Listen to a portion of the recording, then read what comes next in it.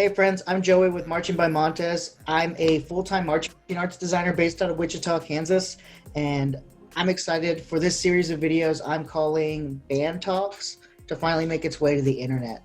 The Band Talks video series will be a collection of videos that I'm hoping will act as a resource for band directors and future instructors and designers. Today, my guest is Cole Williams from Fayetteville, Arkansas. He's a full-time percussion arranger, executive director at Resistance Indoor Percussion. He's a great friend. He's joining us now. What's happening, Cole? Oh, not much, Joey. How are you doing? Dude, I'm just trying to stay busy. I'm just trying to stay out of trouble. Trying to lose some weight.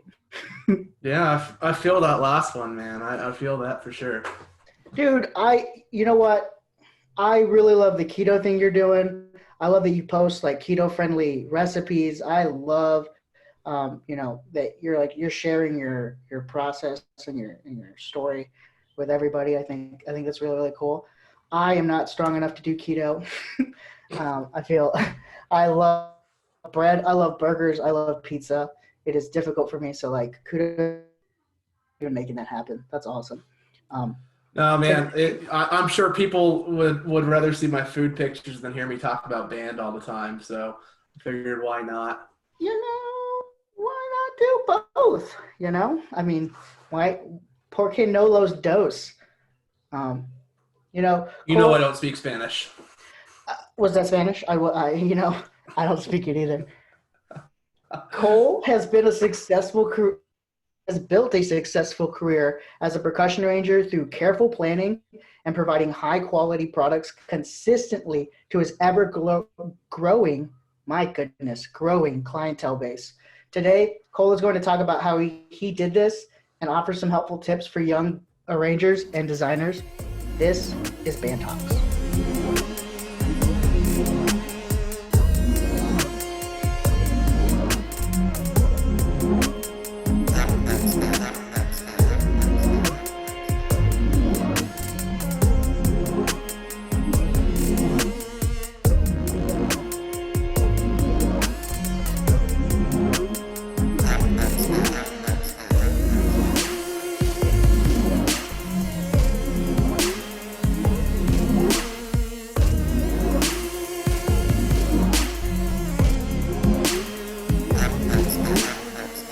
How did you become a successful marching arts designer or flourishing marching arts designer?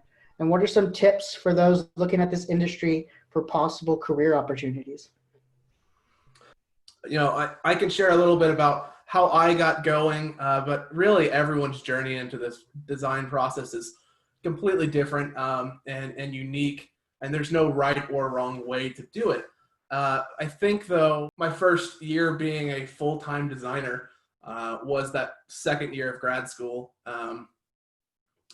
And it wasn't until when I graduated in spring of 2017, I was out of school, done with everything, and my only income was writing for marching bands.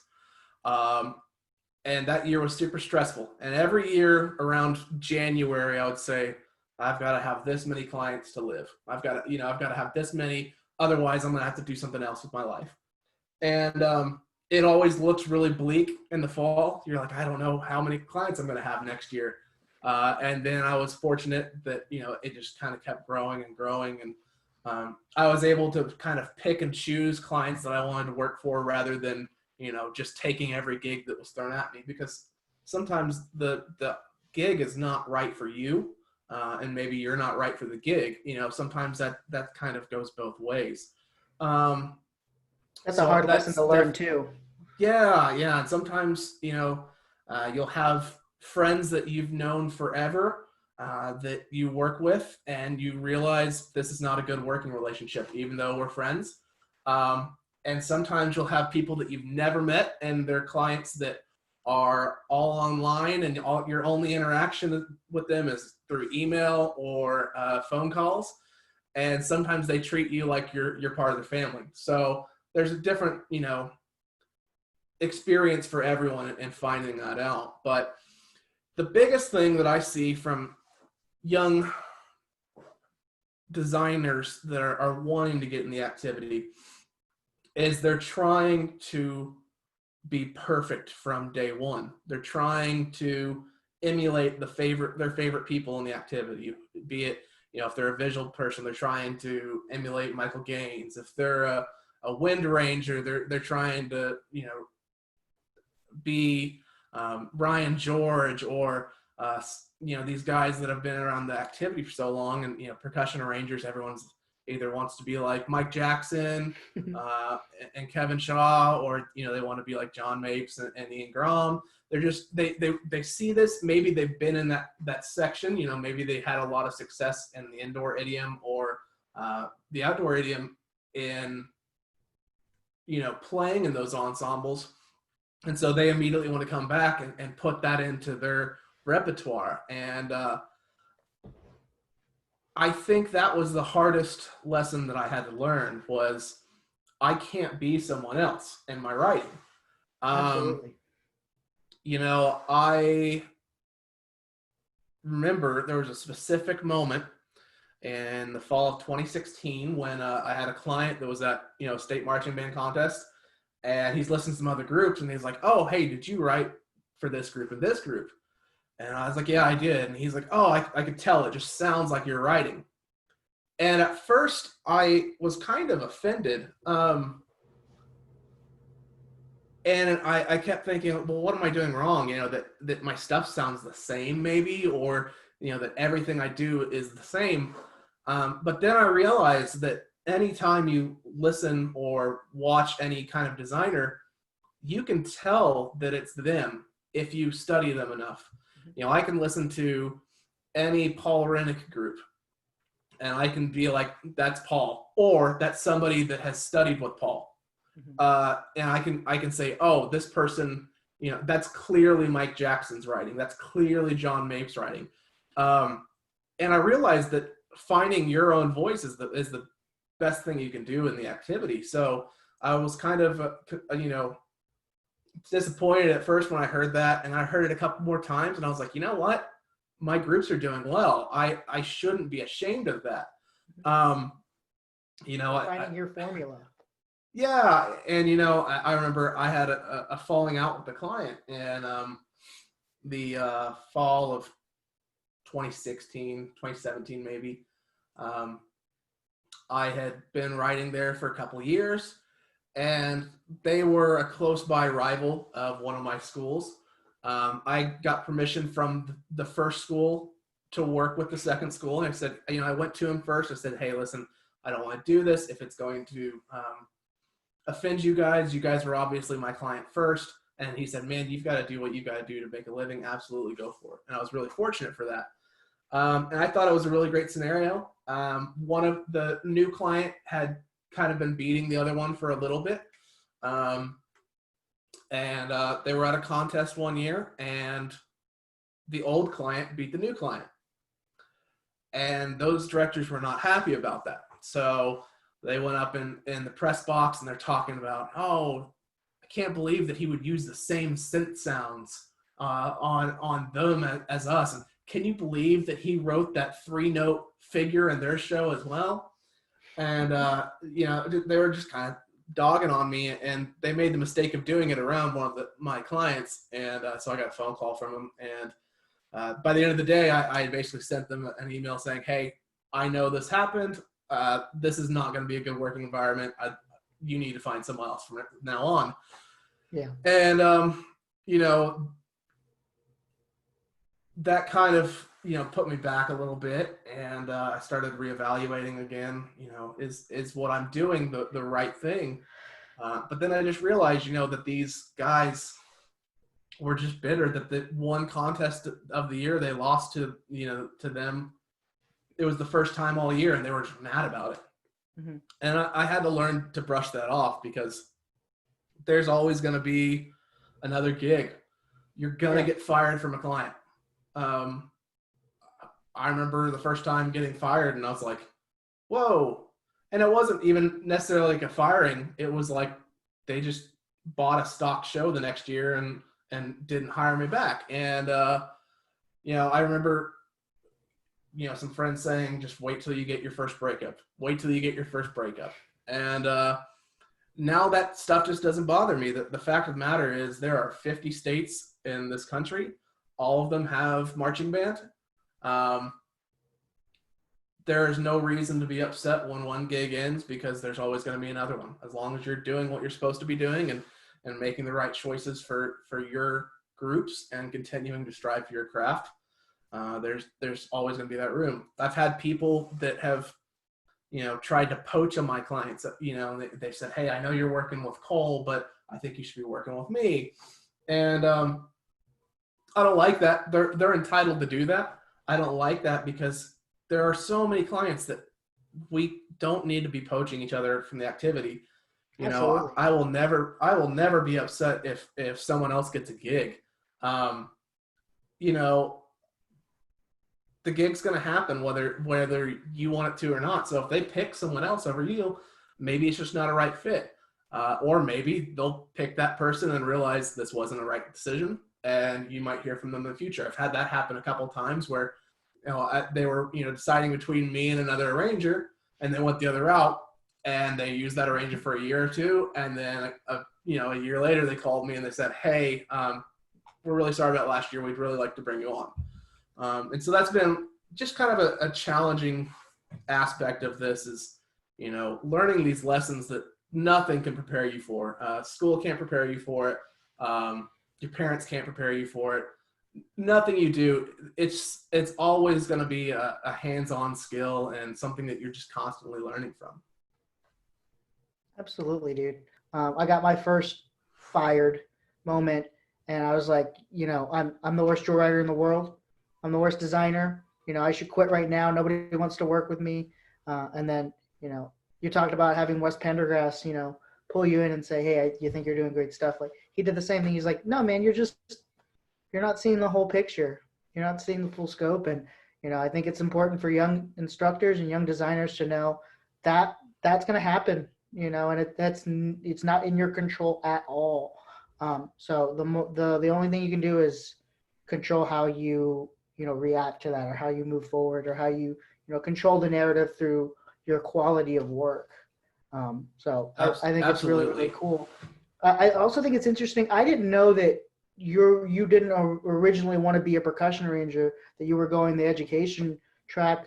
Was there a moment in your head where you were like, no, percussion arranger is a thing? Like, what changed you from being a band director, or, going that route to, I'm going to do this percussion arranging thing? Yeah, there was a specific moment. I had been told by some people, hey, I think you could do this, full time. And I was like, yeah, it still scares me. I'm afraid of doing that full time. I want to have something else. I want this to be my, my side gig, or even my, equal gig, but I want to have something else that's a little bit more secure. And so at the end of my first year of grad school, a new school was opening up in the area, and a friend had received a head job. And he was like, hey, man, I think you should apply for this. And I said, okay, yeah. And we had talked about it a lot. He invited me over a couple times. We talked through the percussion equipment he was going to be buying, what the schedule was going to look like, how much I would make if I worked there, what my stipend would be, et cetera, et cetera, et cetera. And I was like, yeah, this is dope. So he basically had said, I want you to work with me. That was just kind of what he had been implying over and over. And so I applied for the job when it posted. I was one of 3 people to receive an interview. I was the only person from the state of Arkansas to get an interview. And I had my interview, and part of the interview was, hey, you're going to be teaching a band too. Let's see you conduct. And you're going to have 10 or 15 minutes, I can't remember how long, to work with this freshman band over this piece. And I had about a week to prepare the piece and look it over and know what to look for and everything. And I was given a heads up that they might be placing some wrong notes in the ensemble, and they wanted me to fix that. And I did not agree with that. I felt that was pretty shady, and that's not what I should be showing them. I should be showing them my engagement with the students. I should be showing them, what I can do as an educator, not being a technician within their ensemble, on a piece they've been playing for months, and I know they'd already performed in the concert. So I went in and I ran through the piece. I slotted time for every chunk of music, finished with a couple minutes left, did a full run of the piece, and I had 20 seconds left on my time. I did a really good job of managing my time, getting through the piece and everything. And, they made a joke. They're like, well, you got 20 seconds left. You want to do anything more? I was like, oh, I think we covered everything. So I went into the interview and, had the director and some other directors from the district and some principals and on the meeting. And I thought it was a really good interview. They were, impressed by a lot of my background and my education. I was fortunate that I made pretty good grades in college. So they talked about that. We talked about some of the courses I took. I thought it went really well. I left the interview and I was like, man, that's dope. I can't wait to be there. And the next day I get a call, and I get a call from the assistant principal, not from the director of bands, who's a buddy of mine. I get a call from the assistant principal, and I said, we'd like to thank you for interviewing, but we've decided to go a different route. And it stung a lot. So I basically said, nope, I'm done with that. Mm-hmm. I don't want to be in, that kind of situation again. I'm just going to pursue this. And I remember, talking to Wes that day, and he said, man, I think you just made the best decision of your life so far. I think that was the turning point. Not only did I have some hidden motivation, I was starting to become, successful in my craft and understanding a lot of my elements. And I felt like that was a pretty big turning moment. That was the one where I just said, you know what, this is it. But I could never, ever look back at that time and say, man, I wish I hadn't spent my time, studying music education in undergrad. I wish I hadn't, spent time learning how to play wind instruments or conducting full ensembles. I can't regret that, because what I learned from that helps me in my percussion arranging today. When I look at something, I know that my goal is not to win, the percussion caption at all these contests. For the most part, most marching band contests don't even have percussion captions, especially in the BOA realm. It's all about the overarching, effect coming from the ensemble. So everything I do is built around the success of that ensemble. And if, percussion gets comments about, yeah, it's great, cool, that's awesome. But I've also learned that sometimes not getting comments about percussion just is as important as getting comments about percussion. Maybe they don't notice anything's wrong, so they just don't talk about it, So I can't regret any of that time I spent studying that. I think it's really helped me. And, I get a lot of, questions from designers, young designers or aspiring designers, and they're saying, well, how do I do what you do? And, maybe they just want to hop right into it. Maybe they're studying music education, or maybe they're, studying performance, composition. They might just be studying business and be like, I'm a drummer, I want to be a drum arranger, and that's totally a cool thing. I think there are a lot of people in the activity that really don't have a formal background in music, or especially visual designers. You don't learn that from getting any kind of music degree. If you're going to go get a degree and you want to be a drill writer, you're better off getting a graphic design degree, learning how to work the the interfaces and everything like that. But you really just have to try. Put the time in. You can't just jump off and say, I'm going to do this. I'm not saying that can't work. I'm saying that you should polish your craft while you can. Get in where you can. Maybe you're teaching at a school, and maybe it's like your second or third year being the drum tech there, and you go up to them and say, hey, I've been working on my arranging. I'd really like a shot at, trying to arrange for this in the fall. And sometimes that works and sometimes it doesn't. I've had students that, say, hey, I'm starting a marching arts company and I just want to be a designer. I'm like, cool, how many clients do you have? And they're like, well, I don't have any yet. I started the company first. And I said, that you can't do that. You got to find some way to start building this clientele and this portfolio. Even if you're writing stuff that may never see, the light of day. When I first started, learning all this stuff, I would write music and I would just set out on these pieces. And I never really even finished any of them, but I learned what I liked and what I didn't like and how to use the software and how to become proficient at software. And I think that really helped me in the long run. So I really cannot encourage anyone to just quit their life and say, I'm going to do this. Let's take this year, for example, COVID-19. We're still up in the air about if we're going to have a marching band season in the fall. And while I'm hopeful and optimistic, that's still a realization in my life. So, I'm sitting there going, okay, what if marching band never exists again? Do I have something else to go back on? And fortunately, I do have some other options if that ever happens.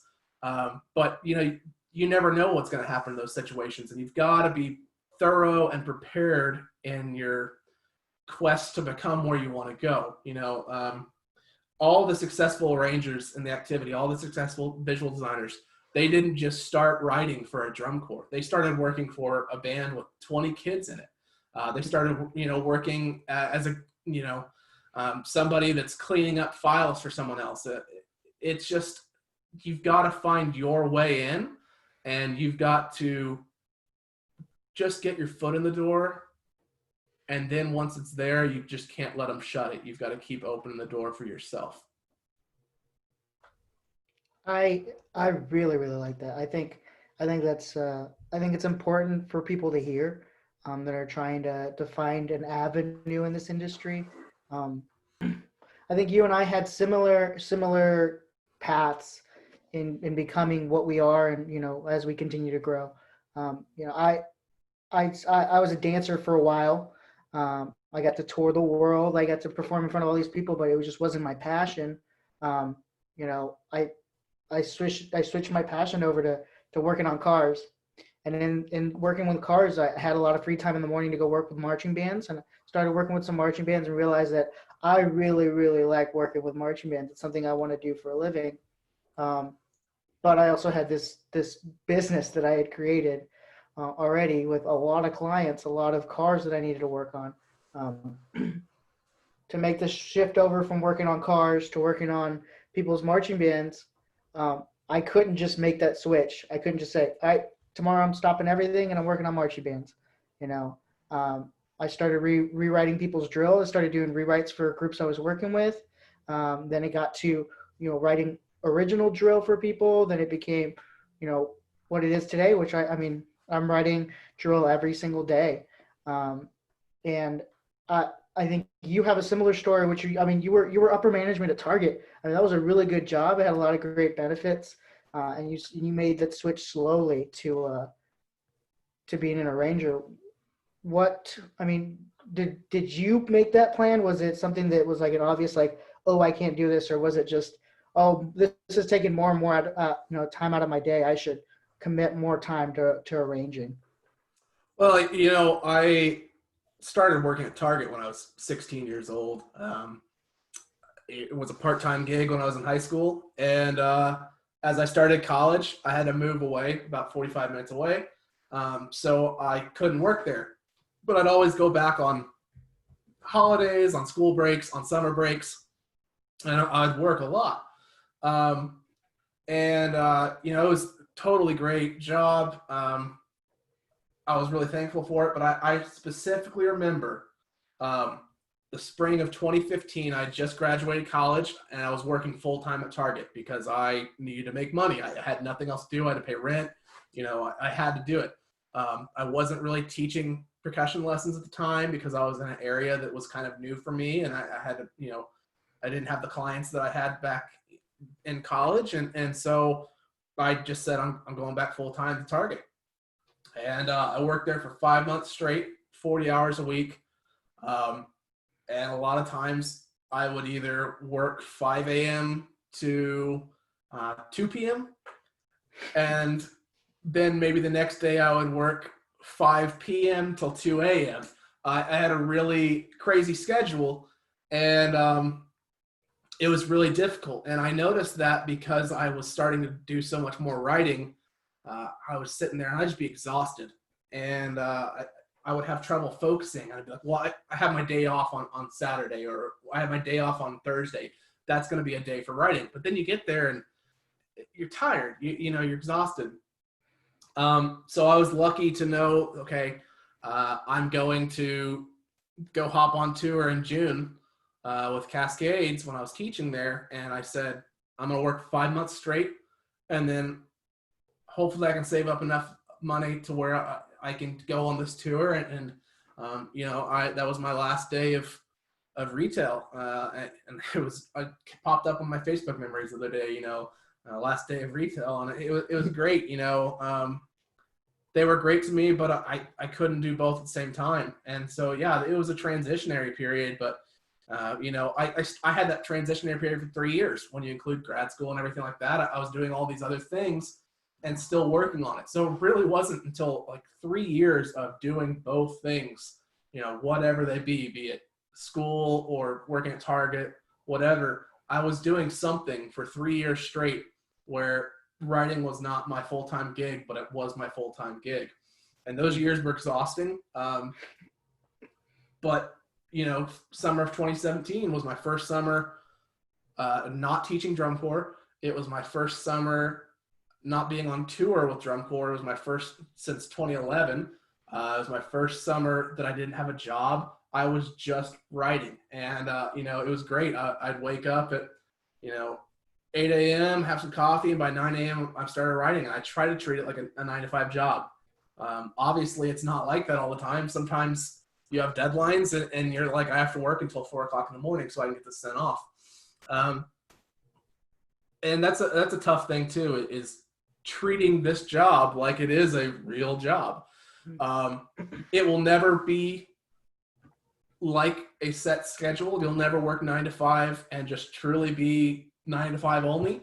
You can say you're going to, you can try it your hardest, but it's not going to happen. So, you know, it's one of those things that if you're going to do it, you got to be prepared to try to set some schedule for yourself and, you know, still be malleable in that and be flexible, because sometimes things aren't going to go the same way. You and I were talking before this, you know, when's the last time you took a day off? I don't know, especially since we've been in quarantine right now for so long. Working from home, you don't have your escape from the office or from home is leaving home. So a couple nights a week, I'd go sit at Buffalo Wild Wings and watch sports and just get out of the house for a few hours. And then quarantine happened and I couldn't do that anymore. And that really messed with my schedule too, because, you know, then I just feel like if I'm at home, I'm stressing that I'm not working. If I'm not working, if I am working, I'm thinking about when is my next time that I can be off. It messes with your sleep schedule. It messes with your health. So I said, okay, I've got to try to create some schedule for myself. And I basically, you know, have a schedule. If I wake up, I go on a 45-minute walk every day. I have some coffee, I eat some breakfast, and then I work. And I try to take some breaks throughout the day so that I can, you know, focus. I try to move around on different projects throughout the day so that I'm not running myself into a wall. I'm not just stuck on the same thing. If I get stuck on something, I go work on something else. And there are weeks where you feel like nothing gets done, even though you've been working every day. But because you're not sending some music off, you're not like hitting the final bar line or something like that, it just feels incomplete. So then you have those weeks where you send off like 3 or 4 tunes in 2 days, and you're like, wow, this is the week. But that week is actually less work than what you were doing the week before. You're just reaping the benefits there. So it's hard, and you've got to find time for yourself and set a schedule and just try to follow these aspects and really be, you know, dedicated to your craft, but realistic about what you can do as a person. There was an interview done with Chappelle, Dave Chappelle, like right after all that crazy Comedy Central stuff happened, where he said his parents instilled this value in him that was, name your price before you jump into this, whatever it is your game is, whatever your career is going to be. And once that that price comes up, once it's tilled up and it's someone's asking you to pay it, I mean, you already know your price. You got to step back. And so I think it's important to know your limits. I think it's important to understand that mental health is something super serious and something to not take lightly. And when you need a break, you got to take a break.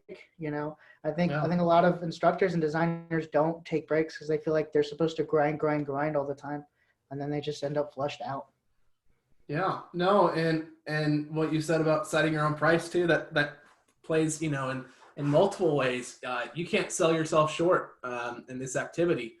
Like I said, I started writing these shows for $300 for an entire show. It ain't that no more. No, it's not that number anymore. Yeah. And it's taken 10 years. I've been doing this for 10 years now, and I'm still selling myself short sometimes when I set a price. And, the crazy thing about the marching arts is that it can get really extravagant really quickly, and prices can go up. But you've got to know what you're worth, and it's important to be malleable. I think there are clients that, I'll always work with to try to find, this price point or whatever we're doing. But at the same time, this is your job. This is, you're negotiating your salary. If you're working a job and you're only making X amount of money and you feel like you deserve making this much money, what do? You schedule a meeting with the boss, you present, your case, and you ask for a raise. And sometimes you're given that, sometimes you're not. And sometimes there's another opportunity elsewhere that there is that pay raise. So, I've definitely had some clients that I've been like, you know what, I just can't. I would say, hey, I need X amount of money. And they would say, well, we can only pay you X amount of money. And while you're getting paid some amount of money, is the work that you're doing worth stressing for over that little bit of money? So I've turned groups down for X amount of money, knowing that I'm going to be out $1,000, $1,500 from not writing for that group. But I'm not having to slave over it. I put the same amount of work into all my clients. So, if I put as much money into, or as much work into this group that can only pay this much, as much as I am my, top groups that are paying X amount, I'm doing a disservice to my top groups, and I'm also doing a disservice to myself. And that took me a long time to realize. And I finally just had, some tough conversations with people where I said, listen, I appreciate what you've done for me in the past, but things are changing and I can't keep doing this. And that's a great opportunity for younger designers to hop in. It really is, if somebody says, well, I want this product, and you say, okay, well, this price, they either get what they want or they say, no, it's not it. And you say, okay, well, they need to realize that this product is not worth that. So maybe they need to look elsewhere for someone younger, someone trying to get in. Because like I said, we all worked for so cheap. I mean, I remember my first marching band, tech job. I wrote the book and I taught, all band camp and 2 to 3 times a week during, the school year. And I think I made $500. And it's insane. When you think about that and you count up all the hours and you're like, my hourly wage must have been like 52 cents, something like that. But we do it because it's the foot in the door and it's the opportunity. And sometimes you just got to do that, especially if you've got another gig. Say that you're going to be a band director at this point and you want to break into the realm. Well, start working with some smaller bands in your area that know you're established as an educator, or that you're established as, somebody that knows what they're talking about in this area, and say, okay, this is what I want to do, and you start getting these clients, and you build up your reputation. People start seeing your success. They start seeing what you're capable of, what your groups are doing, what separates them from other groups. And that's when you're able to start climbing the ladder. But it's a slow process. I don't know of anyone that's just been like, boom, I'm an instant star. It's all either who you know, and as fortunate as it is, or unfortunate as it is, sometimes you won't get a gig just because someone else is best friends with, you know, the person hiring. And sometimes they'll get the gig and you're like, they don't have experience. And you just have to understand that, because at the same point, that's going to happen to you. You're going to get a gig, maybe less because of your talent, but because people know you and they trust you. Word of mouth is so powerful. Hard, yeah, it's hard to get upset about that when you see that it's going to play out for you, but you've just got to be strong and keep your head up, keep moving through, get better at your craft, and just try every day to be a little bit better than yesterday. Well, Cole, I really appreciate you taking the time to sit down and talking with me about how to establish a career in the marching arts and sharing some helpful tips for band directors and designers, all the like. Do you have anything else you'd like to share with the Marching by Montes community? Yeah, I get a lot of questions all the time. I'm happy to respond in any way I can. I'll have Joey make sure that he posts my information on this link, but, CMW Percussion is my website. I have a Patreon if you're looking to develop some skills and you want to, learn from what I'm doing. There's no textbook for how to write for the marching arts. Well, there is, but that, it's all trial and error. With how, we look at classical composers, we can see all their scores. We can buy a book of all Bach or Mozart's, writing, and we can examine their scores and see what they do. It's hard to do that in the community. So I do have a Patreon page that I post, little tidbits. I post some scores. I post some audio files. I do, question and answers with people. So if that's something you're interested in, I'll make sure Joey gets that link and you guys can click on that as well. But don't be afraid to ask questions. Continue looking for help, and just make sure that you're trying to be the best at what you're doing every day, and know that it's okay to not be there yet. Absolutely. Again, thank you so much for making this happen. I'm going to send you a Marching by Montes shirt. Just say thank you and, show my gratitude and show, our gratitude for everything you've shared. Much love to you. Much love to Shelby. Wifey over there. Stay safe, and hopefully we'll be able to hang out again real soon, okay? All right, brother. You take care of yourself. All right. Peace, boo. I'm going to click the button.